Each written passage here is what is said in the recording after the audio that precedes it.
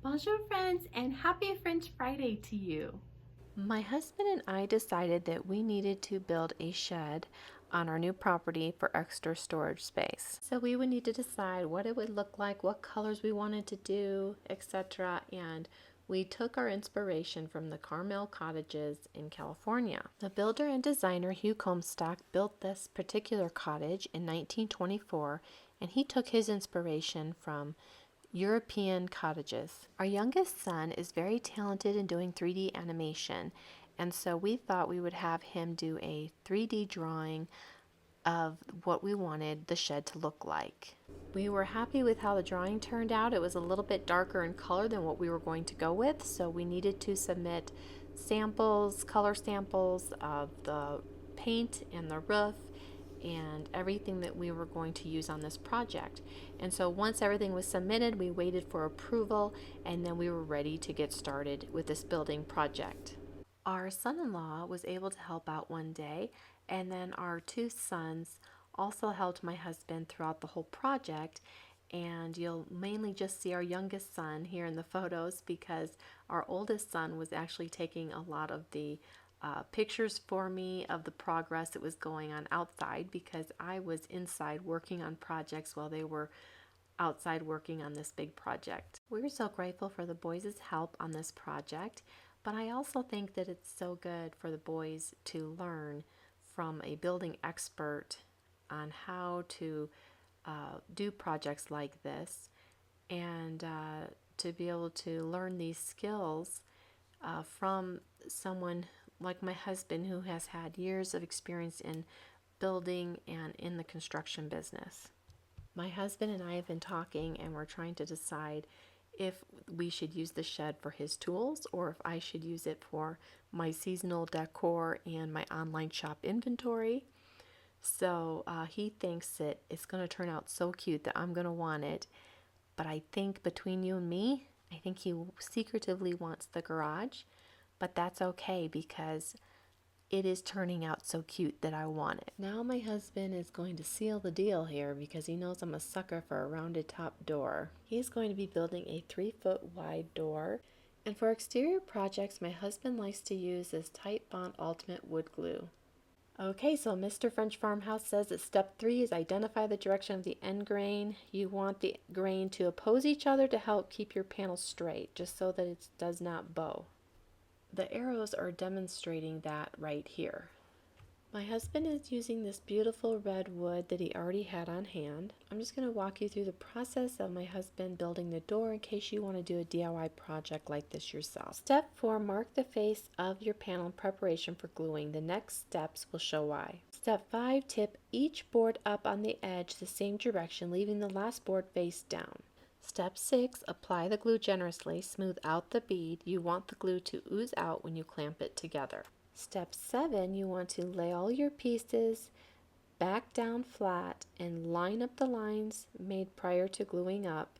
Start installing the clamps in alternate directions, making the surface flat. You want to check your surface with a straight edge to make sure it's flat and not bowing. When it's completely dry and ready to go, my husband then drew a 1.5 foot radius on the top for a rounded top door and then cut it out, and then we were left with this beautiful rounded top door. Next, my husband wanted to put a sealer on it. He used the Behr Premium water-based sealer on this, and just gives it a nice protective clear coat. And he ended up putting 3 coats on the door, and I think it turned out beautiful. And then of course we had to add some hinges to attach it to the shed, and we also added a door handle. A big thank you to my husband and the boys for working so hard to build this shed for us.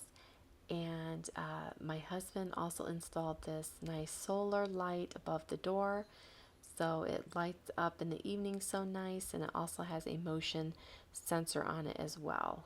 When I ordered the exterior solar light, I also saw that they carry interior solar lights. So I ordered 2 for the inside of my shed, and they are meant for sheds and barns and different outbuildings. And it works perfectly. in there to light up my shed in the evening, and it also came with a remote control so you can have them on low, medium, or high. And I am just really happy with all the solar lights. And I also ordered some outdoor solar lights for the pathway here down to the shed, and that's worked out so nice to have this nice light in the evening. And then here's the solar panels in the peak of the shed, and so that just kind of is really nice because it's a little more discreet on the back side of the shed.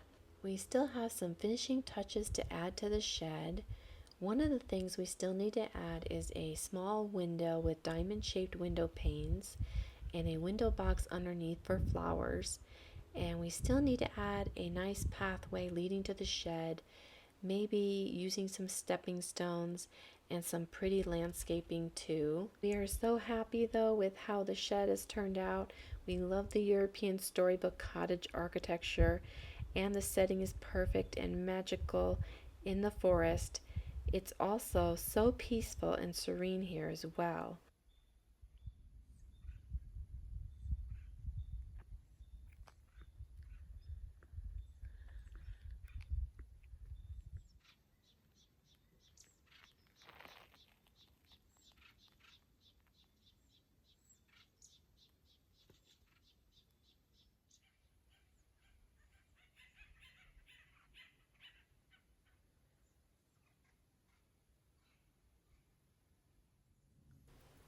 I also wanted to mention that my husband roofed this shed all by himself, and it's a pretty steep roof, so I was a little nervous about that, but he did an amazing job, and he's not afraid of heights, so that's a good thing.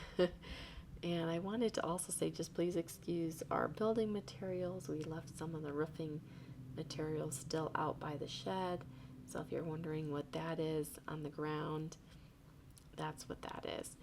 And I cannot wait to add the finishing touches to the exterior, so I'll probably have to do like an update at some point and show you what it looks like with some landscaping around it, and the pathway with the stepping stones. And so yeah, I'm excited about my she shed here, and let me know what you think in the comments below. I hope that you enjoyed seeing the process, and I hope this has given you some inspiration. You might have noticed the logs that is laying down on our property close to the shed, and my husband is going to use those logs to make split rail fencing along our property, and I think that's going to look really nice as well.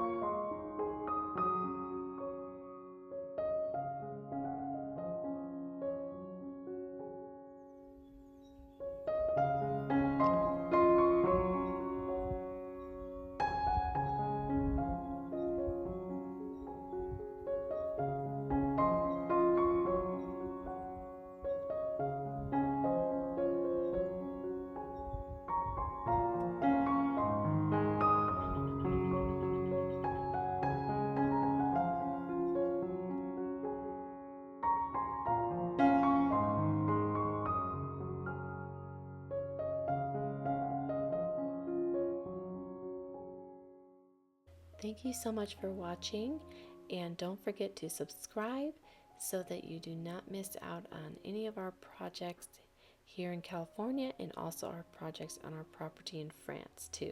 A bientôt!